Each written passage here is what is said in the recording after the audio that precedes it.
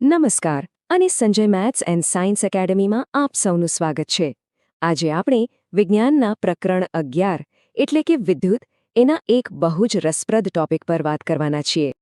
રોજની જિંદગીમાં આપણે બધાએ આ અનુભવ્યું જ હશે, ખરું ને? કે ભાઈ એક રૂમનો બલ્બ ફ્યુઝ થઈ જાય પણ આખું ઘર અંધારામાં ડૂબી નથી જતું. તો આની પાછળનું વિજ્ઞાન શું છે? ચાલો આજે આ રહસ્ય પરથી પડદો ઉઠાવીએ. અને જવાબ છે સમાંતર જોડાણ. હા, આ કોઈ જાદુ નથી. આની પાછળનું કારણ છે પેરેલલ કનેક્શન. આ એક એવી સિસ્ટમ છે જે આપણા ઘરોને સેફ અને એકદમ કાર્યક્ષમ રાખે છે. તો સવાલ એ થાય કે આ સમાંતર જોડાણ છે શું? ચાલો આને બિલકુલ સરળ ભાષામાં સમજીએ. અને શરૂઆત કરી જ છે ઘરના ઉદાહરણથી, તો એને જ પકડીને આગળ વધીએ.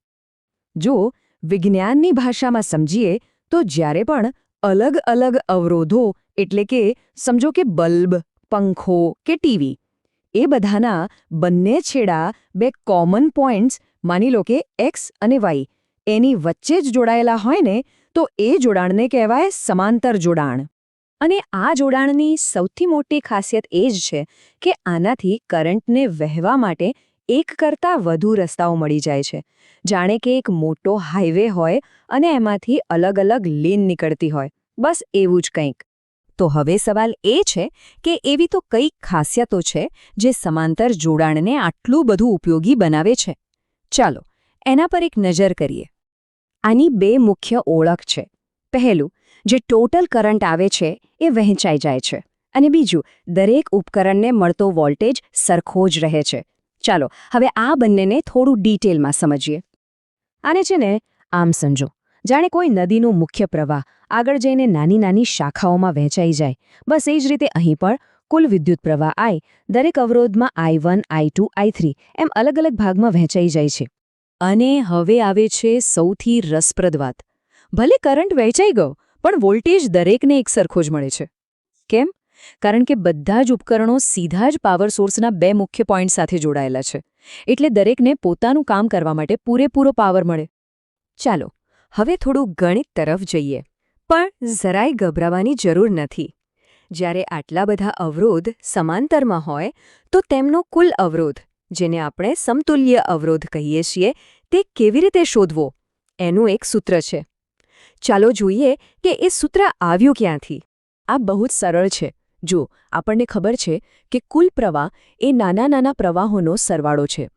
હવે ઓમનો નિયમ શું કહે છે? I = V/R. બસ આ કિંમતને આપણે આપણા સમીકરણમાં મૂકી દઈએ અને બંને બાજુ જે કોમન V છે એને કેન્સલ કરી નાખીએ. એટલે આપણને મળી ગયું આપણું ફાઇનલ સૂત્ર. અને આ રહ્યું એ સૂત્ર. 1/RP = 1/R1 વત્તા 1/R2 વત્તા 1/R3. સીધું અને સરળ. આ સૂત્રને બસ બરાબર યાદ રાખી લેવાનું છે. ઓકે, હવે એક એવી વાત જે સમાંતર જોડાણ વિશેની સૌથી અગત્યની અને કદાચ સૌથી આશ્ચર્ય પમાડે તેવી પણ છે. આ એક એવો પોઈન્ટ છે જે હંમેશા ધ્યાનમાં રાખવા જેવો છે. આ વાત બરાબર સમજવા જેવી છે.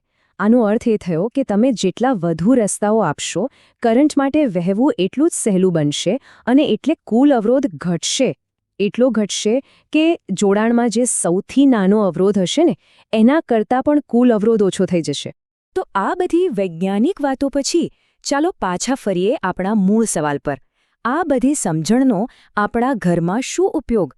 આપણા ઘરનું વાયરિંગ સમાંતર જોડાણમાં જ કેમ કરવામાં આવે છે? કારણો હવે એકદમ સ્પષ્ટ છે. પહેલું, દરેક ઉપકરણને, ભલે એ ફ્રિજ હોય કે ટીવી, કામ કરવા માટે પૂરો વોલ્ટેજ મળે છે. બીજું, જો એક ઉપકરણ બગડી જાય તો બીજા બધા જ ચાલુ જ રહે છે. કારણ કે કરંટ પાસે વહેવા માટે બીજા રસ્તાઓ તો છે જ.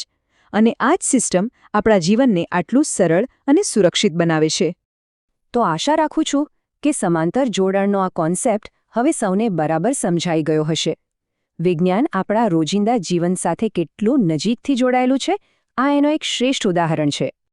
જો આ સમજૂતી ખરેખર ઉપયોગી લાગી હોય અને કંઈક નવું શીખવા મળ્યું હોય તો આ વિડીયોને લાઇક જરૂર કરજો. તમારા મિત્રો સાથે શેર કરજો. અને હા, Sanjay maths and science academy ચેનલને સબસ્ક્રાઇબ કરવાનું બિલકુલ ના ભૂલતા. ફરી મળીશું એક નવા વિષય સાથે. ખૂબ ખૂબ આભાર.